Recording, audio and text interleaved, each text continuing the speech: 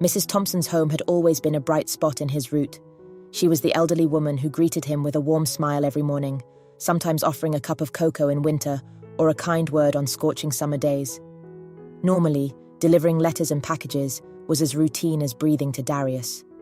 Today, however, an uneasy weight settled in his chest long before he reached the old white house at the end of Elm Street.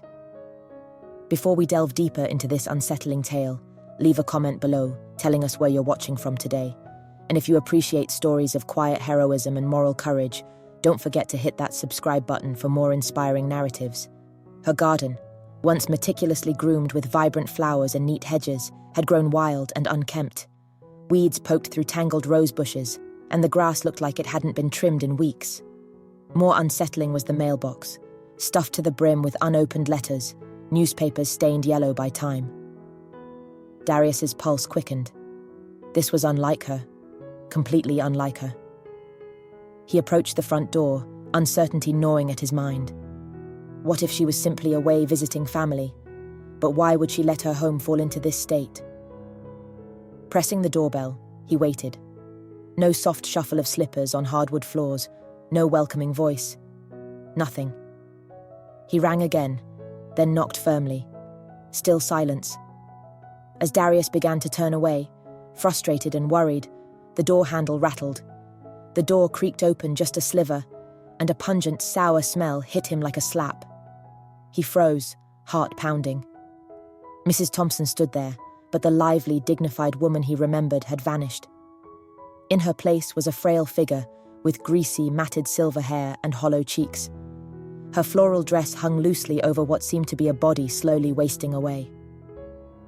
Dark stains, he couldn't tell if they were food, dirt, or something worse, spotted the fabric. Worst of all were her eyes, once so bright, now dull, glassy, and distant, as if she could barely recognize him. "Mrs. Thompson?" he managed, voice cracking. Are you all right?" She blinked slowly, like someone waking from a nightmare. "I'm fine," she croaked, her voice trembling and uneven. "Don't fuss, I'm perfectly fine." Her words contradicted everything about her appearance. The stench intensified as she shifted in the doorway. Darius caught a glimpse inside, a living room in chaos, furniture askew, papers scattered, spoiled food containers piled in corners. The air inside looked heavy, as if thick with sickness and despair. Darius swallowed hard. Fear and concern twined together, paralyzing him. He wanted to rush in, help her clean up, call someone, anyone. But she slammed the door shut with sudden force, leaving him on the porch, stunned, his mind racing. Should he respect her privacy? She clearly didn't want help, but how could he walk away knowing something horrific was playing out behind that closed door? He stepped back, nearly tripping over the cracked step. His heart hammered as he fumbled for his phone. The memory of her kind face, the way she used to ask about his day, cut him deeply. Now to think she might be slowly dying in silence, too proud or scared to call for help, he couldn't just stand by. Hands shaking, he dialed 911. His voice came out strained but determined. "There's an elderly woman who may be in serious trouble. Yes, 1247 Elm Street. She's ill. Her home is in terrible shape. Please, send help." Minutes dragged, each second feeling heavier. Then, distant sirens tore through the tranquil suburban air, slicing through the hush like a razor. Neighbors peered from behind curtains, their faces etched with curiosity and alarm. Red and blue lights splashed across neatly painted fences and flower beds, warping this quiet street into a stage of emergency and fear. 2 police officers and a pair of medics rushed up the porch steps. They knocked, then called her name. No answer. With a swift, brutal efficiency, they forced the door open. The splintering of wood made Darius wince. Shouts came from inside. "Over here! Get the stretcher! Watch your step!" Chaos roared through that doorway. The smell intensified, drifting onto the lawn and pricking the eyes of the neighbors who ventured closer. The medics emerged first, guiding a stretcher. On it lay Mrs. Thompson, no longer just weak but barely conscious. Her skin almost translucent, tubes already inserted to stabilize her. She looked like a fragile doll someone had tossed aside. Darius's heart twisted. He stepped forward, wanting to say something, to reassure her, but the paramedics rushed past and into the ambulance. She was gone in a blur of flashing lights, leaving him standing in stunned silence.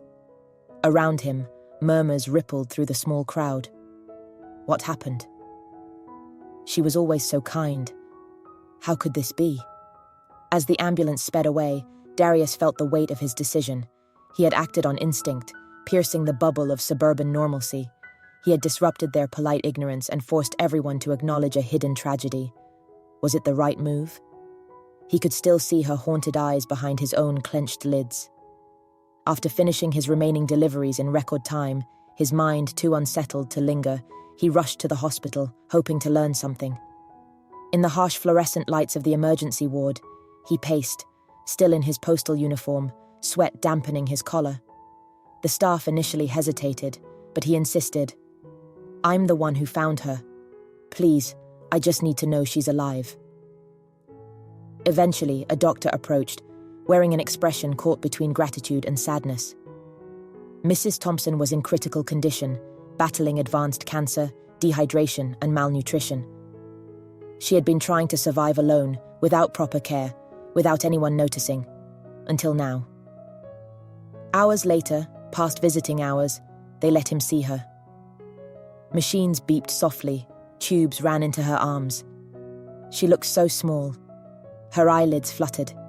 He leaned in, voice trembling. "It's me, Darius, your mailman. You're safe now." Her eyes opened, dim recognition flickering. Tears welled in her fragile gaze. With a rasping whisper, she managed, You came back for me." Regret and relief danced in her voice. She had been too proud to ask, too fearful to admit her dire state. Without Darius's intervention, she might have slipped away silently.